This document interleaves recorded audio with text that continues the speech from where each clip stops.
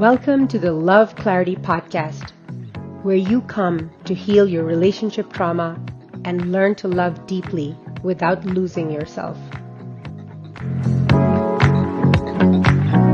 Welcome to another episode of the Love Clarity Podcast. Today, I'm so excited to have Amina AlTai with us. I'm going to say a few things about her, and then I'm going to let her fill in my gaps. My guest, Amina AlTai, is an executive coach, a speaker, and author of The Ambition Trap: How to Stop Chasing and Start Living.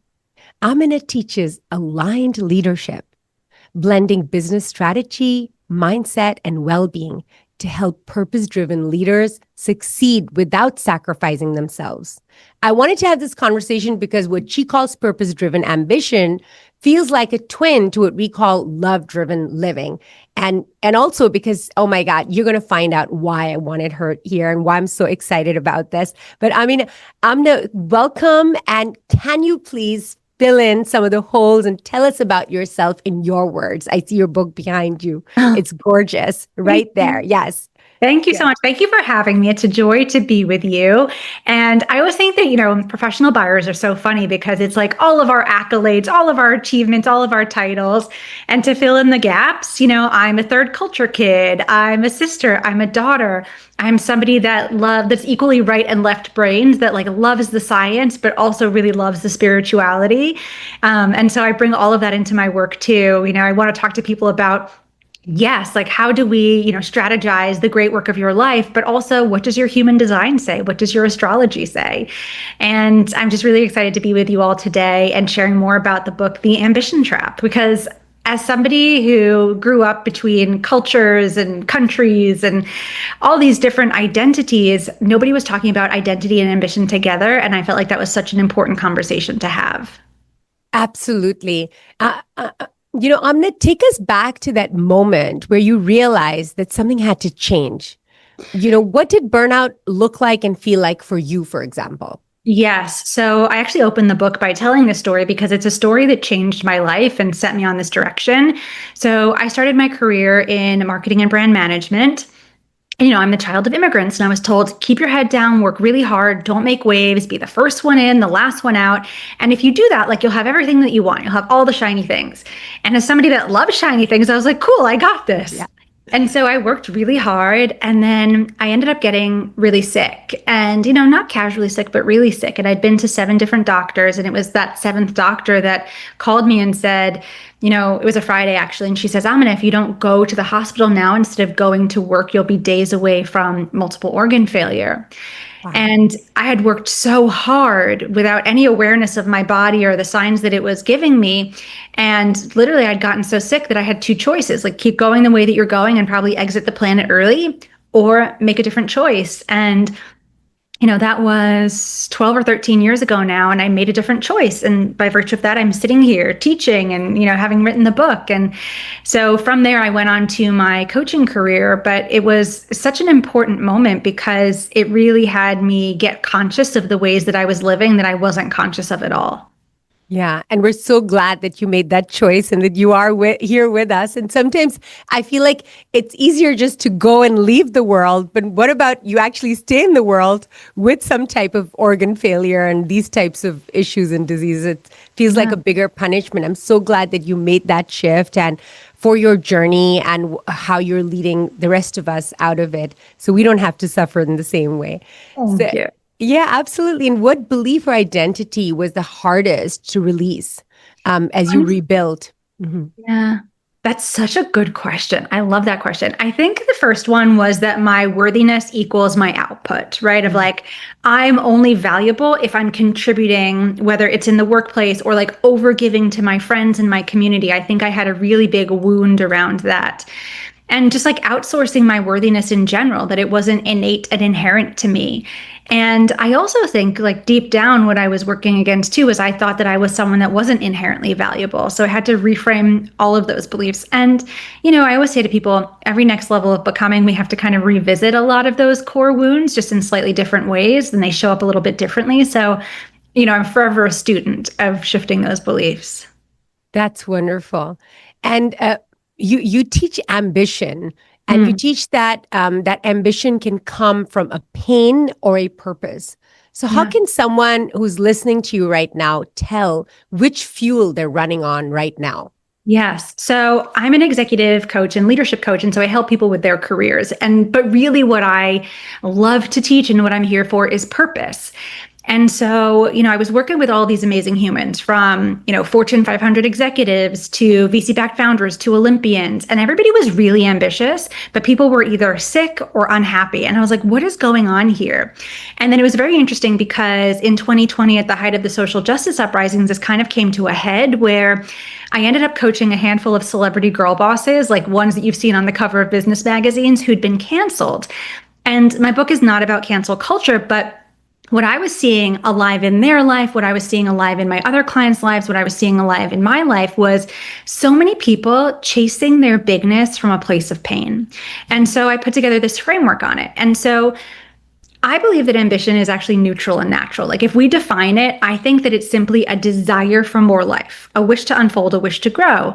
And when you define it that way, actually, it is neutral and natural, and it's inherent in every living thing on the planet, if you think about it, right? Like our plant babies and our human babies all have cells and all have this desire to grow. And so it's for all of us, but we live in a world that says that it's right for some people and wrong for others. And that can complicate it, right? Like, especially if you're a woman or a person of color, person with a disability, for example. And so then I was seeing kind of two orientations with ambition. Either people were coming from the painful place with it, or they were coming from a more purposeful place with it. So painful ambition is when our ambition is coming from a core wound. And you might be familiar with this body of work, but it comes from Canadian psychologist Lise Bourbeau, and she says that there are 5 core wounds. Mm.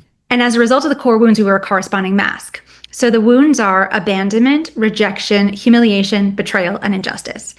And we all, every single human, I'm sorry to break this to you listeners, we all Mhm. have a core wound. We might have 1, 2, 3, or all 5 of those. And it's not because, our parents were bad people. I want to level set that right now, right? You could have the most wonderful parents in the world, and we're still going to have a core wound because it's just a very human rite of passage. So anyway, we all have these core wounds. And as a result of them, we wear a mask, right? So if you have an abandonment wound, the mask we wear is dependence, where we're overly reliant on others. If you have a rejection wound, the mask we wear is avoidance or withdrawal. We will tap out. We won't throw our hat in the ring for things. If you have a betrayal wound where you felt like your caregivers didn't live up to expectations, the mask you'll wear is control. If you have, rejection, abandonment, humiliation, betrayal, humiliation wound, the mask we'll wear is masochism or martyrdom. We'll be the martyr. We'll take the hit. We'll carry everything for other people. Mhm. Mhm. And then if you have, rejection, abandonment, humiliation, betrayal, injustice is the last one. If you have Okay. an injustice wound, the mask we wear is rigidity, aka perfectionism. We cannot live in an imperfect world. And you can imagine that if you build your ambition upon the wound and the mask, it's a house of cards, and it's only so long before that all comes tumbling down. Yes, yes, absolutely. And could you go over all 5 of the core wounds again? Like, Yeah. just can you say them out so we can all have them in our minds as a list? Yes. Abandonment, rejection, humiliation, betrayal, and injustice. Okay, guys, so we have to pick from this menu. Yes. And what's so funny is like when I do workshops around this in particular, people are like, oh my gosh, I have all 5. And I'm like, listen, I have 3, right? So like, don't Yeah. worry, if you have more than one, it doesn't mean Yeah. that we're broken. Yeah. Every single human has, 1 or more, and we're all in it together. Yeah. And sometimes you just need one more word to describe what your wound is. So, like for example, mine is abandonment with a shade of betrayal. So people will say that I've heard of people abandoned with neglect. So I don't have that. I have the betrayal piece. But because that's how it sits with me, and we're all trying to describe something that is felt and that's experienced. So but it just, what I really love about identifying core wounds when I do my work on myself and with others is that it simplifies something that can seem very abstract and elusive. And once you start to clarify that, then you can work with it because you got some handle on it. Yes. Go ahead. What were you going to say? No, exactly that, right? And labels can either be a form of limitation or liberation, right? It's like sometimes it can confine us, but sometimes it's so liberating because for me, so I have a rejection wound and I have a betrayal wound, right? And so I can be avoidant and I can be controlling. And then as soon as I realized that, I could see it everywhere. I could see it in my work. I could see it in my relationships. I could see it in the way that I like cleaned my house. Do you know what I mean? It's like Yeah. you start to see it mirrored back everywhere. Yeah. And so then it's not like you have to figure out a million different things in a million different places. It's like, oh, this pattern is everywhere. If I work on this pattern in one place, I will work on this pattern in every place. And that I think is so amazing. Yeah.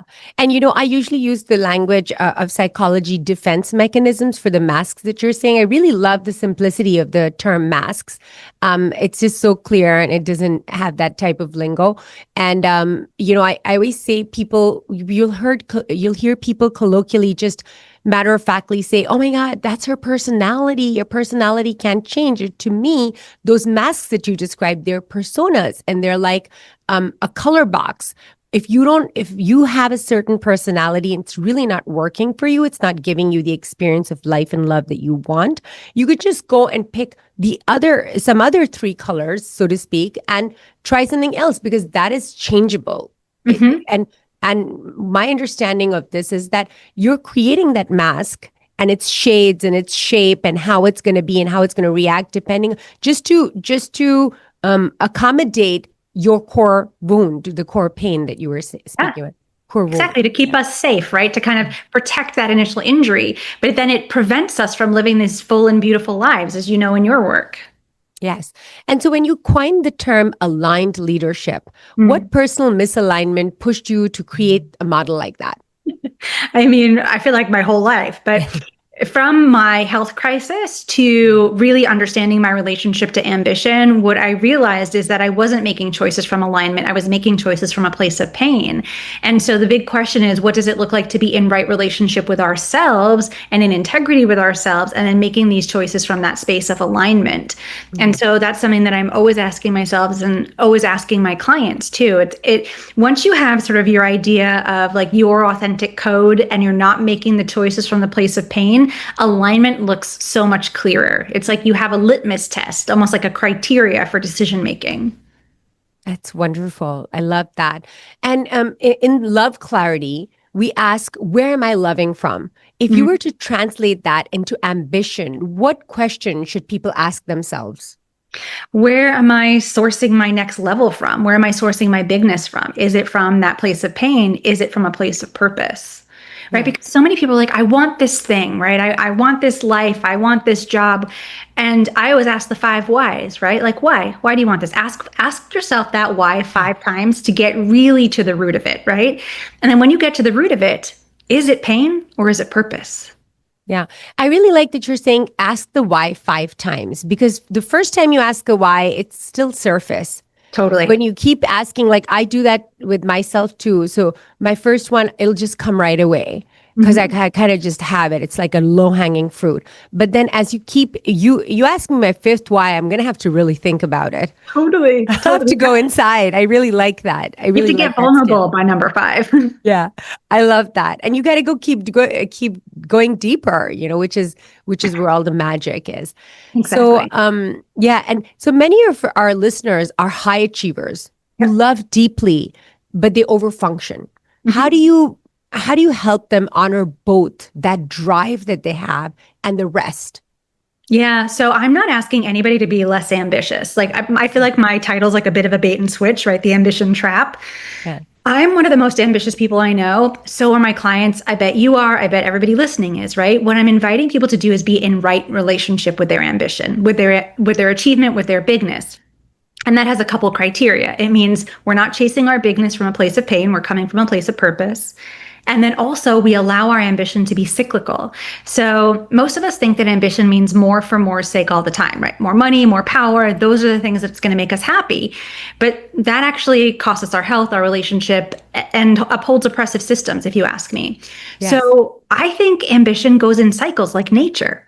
Right. And when you think about it, it's like, oh, we are cyclical beings as humans. So why can't our desire for growth be that way too? So I think it's like you have this seedling of desire. You want to grow. Maybe you want to start a business. Maybe you want to get a promotion. Maybe you want to get a pay raise. That's your desire for growth.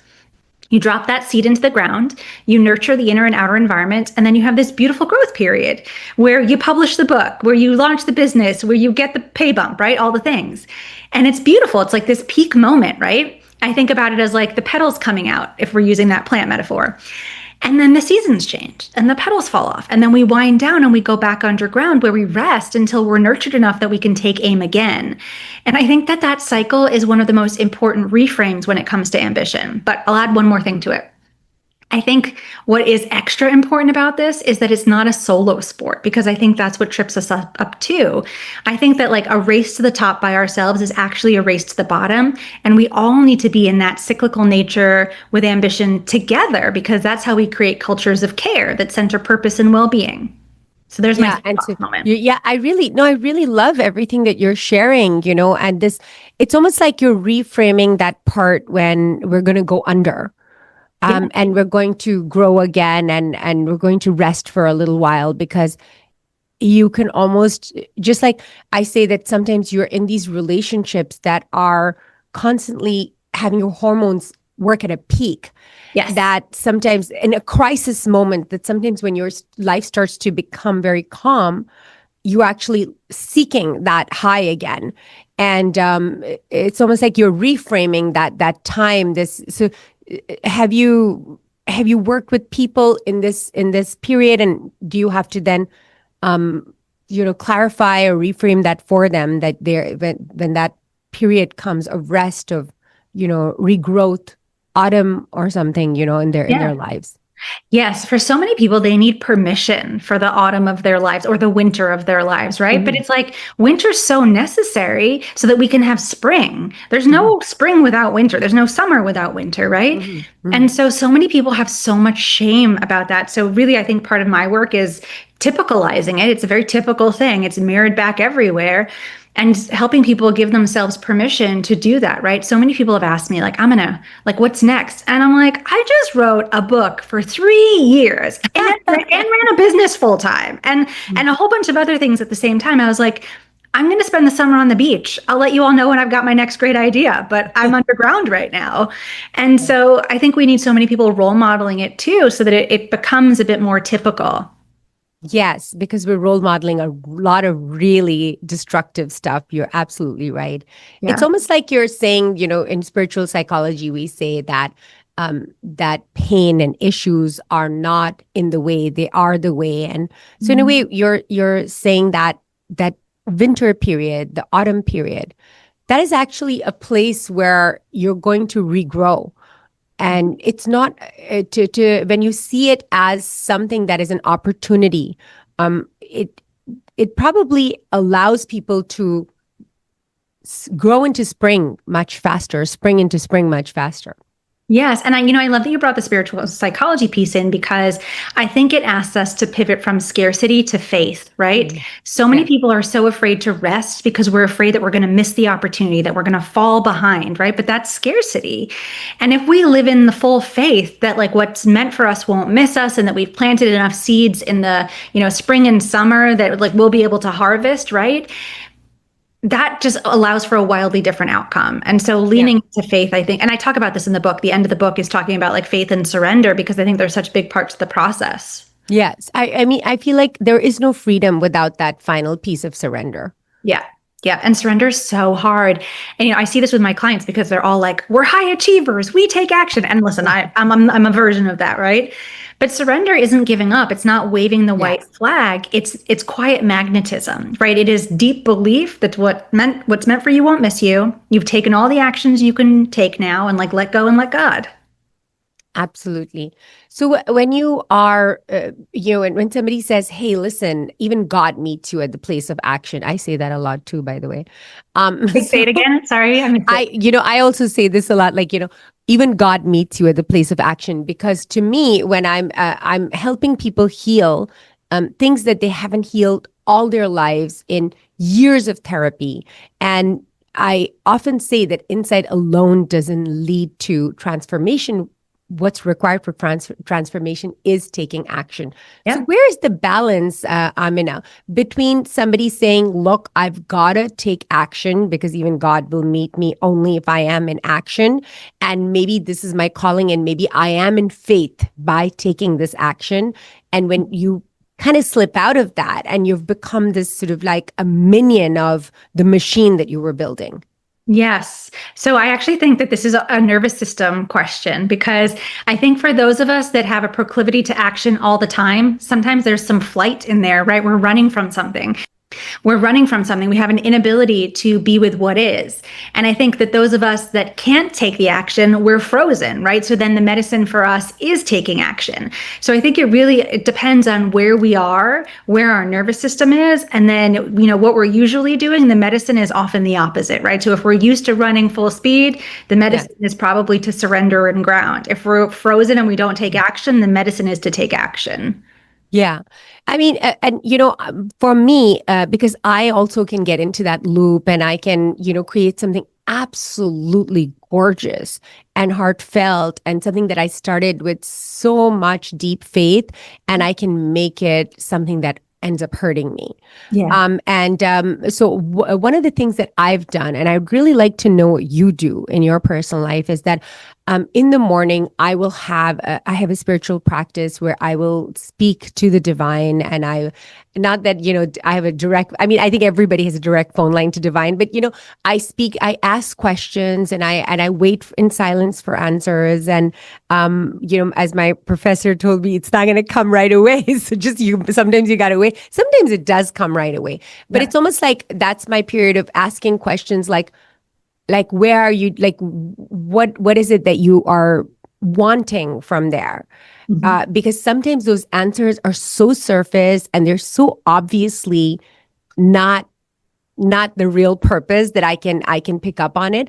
So that is almost like my backup plan. Like that's my way of continuing on without the blindness of I'm headed in the place where I didn't want to go. What is your way of regularly checking? Because we could just go from Monday to Tuesday, January to February, and we wake up and, at the end of the year. Yes. So I love this question. So similar to you, I have like a very deep spiritual practice. I also feel like our relationship to the divine, like we're so connected all day, every day. Anytime you want to tap in, you can. So I have a deep practice around that. Also, nervous system work has been really important to me. Our bodies are telling us things all day, every day, literally. So, as I'm in sessions with clients, I'm always monitoring my own nervous system to make sure that I'm not going on a ride with their nervous system, right? Because if I go into their nervous system, I'm not in my own. I actually can't objectively support them. And so my nervous system is telling me things all the time, right? So if I feel like I'm making a choice from a place of pain, I'll usually just do a check-in with my body and it's like, oh, okay, I see some indicators of fight or flight. And so that's probably not the most grounded choice for me. Can I, do some somatic practices, some breathing work, some meditation, go for a walk in nature, and then how do I decide? Then what's my choice, right? So using some tools to support the nervous system, and then what is the decision after the fact? So that's a big piece of it. And then I'm constantly asking myself, based on my core wounds, are those driving the bus, right? Right. So, as I was writing the book, I think writing a book and publishing with a big publisher is a bit of an ambition trap, if you ask me. And so the whole time I'm watching my core wounds, right? Control was a really big one that came up a lot. And so the whole time I'm like, okay, is control driving the bus? Is control? And I would get so close to the line. And then I would notice it and I would just choose again. So sort of moment to moment practice of noticing and choosing again. That's wonderful. And so this is where it's so helpful to know your core wound, because then you don't have to check in with the entire psychology book, the entire DSM. Right. So I really love how you describe that. And I assume you speak about this in your book, because I mean, I have my book on order and it's coming. I haven't read it yet, but I want everyone to know, can they look forward to getting all of that from the book? 100%. I start the book right out of the gates talking about the core wounds, the cyclical nature of ambition, painful ambition versus purposeful ambition, because I just wanted us to, from the get-go, let's redefine this together. And then the rest of the book is exercises to help you figure that out. Amazing. That's perfect. Can't wait. So now you've spoken about moving from role model to whole model. Love this terminology. What's one whole decision you've made recently that might look less impressive on paper, but it might be just truer to you? Yeah, I love this. And I'm just going to define this for listeners too. Yes, please do. What I thought a lot about was like sort of moving from role model to whole model is so many of us live into roles, right? Like the role of the eldest daughter, the role of the star student, the role of the high achieving person at work, right? But roles are acts, right? It's a sliver of something that we're performing on a stage, let's say, right? It doesn't represent the entirety of us and our identity. And so I often think like when we're living so hard into the role, what other parts of our whole are we missing? And usually there's a whole lot of it. I honestly think that a big decision that I made pivoting from role model to whole model was how I decided to do the book tour. For me, it was really important with everything that I was doing with the book that it wasn't coming from a place of pain. It wasn't coming from a place of ego. And I'm somebody that also has chronic illness. And so part of me was like, okay, I could do the 25 tour stops and, just like pedal to the metal and the ambition from the place of pain. And I was like, no, I have to bring in all of me. I am somebody that is a teacher that wants to teach this work, but I'm also somebody that navigates life with chronic illness, that appreciates downtime, and also wants to spend time with my community as well as sharing this book. And so when I designed the book tour and I designed life after the book tour, I really took into consideration the cyclical nature of ambition and my downtime and my rest. And I was very strategic about the events that I chose to do so that I could get the book in as many hands as possible, but take care of myself as well as could be at the same time. Well, we're very feeling very blessed that we are part of the strategy because we are going to be helping the ongoing book tour. Okay. Yes, exactly. Thank you so much. Yes, and that's very helpful. That's really, and it's wonderful language that you use, so simple and really gets to the point. Thank you. I'm just going to ask you like a few questions, like almost like a rapid fire type question. All right. So, morning or evening thinker? Morning. Okay. Boundary you're proudest of this month? Oh, I had so many good ones this month. I really doubled down on them. Okay, go ahead. Tell us all of them. Something with my best friend, shifted somebody on my team, which was a big one. And then another interpersonal relationship, I set a firm boundary where it was getting a little codependent. So I like really did good on the boundaries this month. Amazing. Amazing. At least 3 stars for you, maybe more. Okay, a word or mantra that brings you back to purpose fast. Oh, I mean, literally the word purpose. Amazing. Last time you left completely aligned. Last time you felt completely aligned. I'm sorry. I mean, I do think it's like a moment to moment daily thing for me. I'm feeling really aligned right now. Okay, wonderful. Wonderful. Then I wanted to also ask you that before we close, just one, just a few deeper things. I wanted to understand that what's your, like, if I were to say that if you had like a 7-day ambition reset, what is a micro practice to shift from chasing to choosing?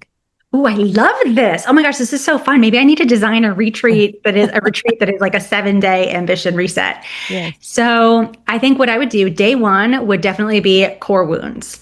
Day 2 would be noticing where painful ambition is alive in your life versus purposeful. And there's like different signatures, like painful ambition, we move at this unsustainable pace. Purposeful moves at the speed of trust. So noticing where the different ones are alive in your life. Then I think day 3 would be a rest day because we've earned it. We've had these 2 big insights. Amazing. And then like figuring out how to get on the court with our purpose in a more aligned way and just practicing the signatures of purposeful ambition. But that's such a fun thing. I'm going to borrow that. I love it, and I love that the day 3 was rest. We just recently moved I was speaking about how I had a house fire and I've moved into a new home. The new home is a minimalistic home and it's a completely different mindset. And I started to understand because the home and the lifestyle, it teaches you. So the home taught me that like empty space is actually decoration. Yes, gorgeous, right? And just like that, like when you say, okay, day 3 is rest, it's like, okay, I was ready for like every day to have something. I love that you put day 3 rest. It's gonna be like so amazing. Like if I did that, it's just you come to three and you're kind of teaching yourself as you're going along that I am gonna teach myself to rest because that's where we've brought ourselves, that we Yeah, have to teach ourselves to rest. exactly. We do. We really do. Yes. And I just love these permissions you give us. And so Mhm. now one soft curveball before we go. If ambition were a love language, what would its healthiest expression sound like? Ooh. Okay, what are the love languages? Acts of Okay, service, acts of service. It is touch, touch, gift giving, and words of words of affirmation. affirmation. And then there's another one too. I think it's quality time. Quality time. Yeah. I think it would be all of them, but from Yeah. a place of purpose, from a place of groundedness, right? Because when we think about it, right, ambition can be very active. So it is active service, but again, from that place of purpose, not from a place of people pleasing or feeling like we have to. It is words of affirmation, but again, from that grounded place, not like I'm doing it to be manipulative, right? So I think it's actually all of them, but from a place of truth. Yeah, that's beautiful. That's a So cool Amna, question. yeah, thank you. So Amna, thank you for reminding us that the purpose and love can share the same nervous system. And Mm. for listeners who want to find you, what is the best way to find you, to message you, to contact you? What if they want to get into like a coaching scenario with you? Thank you so What much for would? asking. Mhm. The best way to find me is on my website, which is AminaAlTai.com. I'm sure the spelling will be in the show notes. You can Yes. also find me on Instagram, the same handle. And so if you're interested in coaching, there's a button on my website that says schedule a consult. That's the best way for us to connect. And then also, if you're interested in the book, please check it out everywhere you buy books, whether that is, a national retailer, your favorite indie bookstore, any place can order it for you. So yeah, I hope you'll pick up the book as well. Yes, and for everyone who wants to go deeper, grab the Ambition Trap wherever books are sold, and tune into her podcast to Amina Change Your Life. Right? Yeah, Is that I'm what going to it's change called? your life. I'm gonna Yeah, change your life. Yeah, wonderful, exactly. Thank you wonderful. so much. And thank you everyone for listening. Yes, it's been so much fun talking to you and learning from you, Amna. Thank you so much for being here, for giving us your time, your loving, your everything that you say is just so beautiful, and it aligns so closely to everybody who's listening because work is such an identity for us, and you are literally I feel like you are disrupting the way we think of ambition and our identities with it. Oh, thank you so much. Thank you for seeing me. Thank you for having me on. Just bless you. You are amazing. I'm so grateful to be here. My pleasure. Take care. Goodbye, everyone. See you guys on the next episode.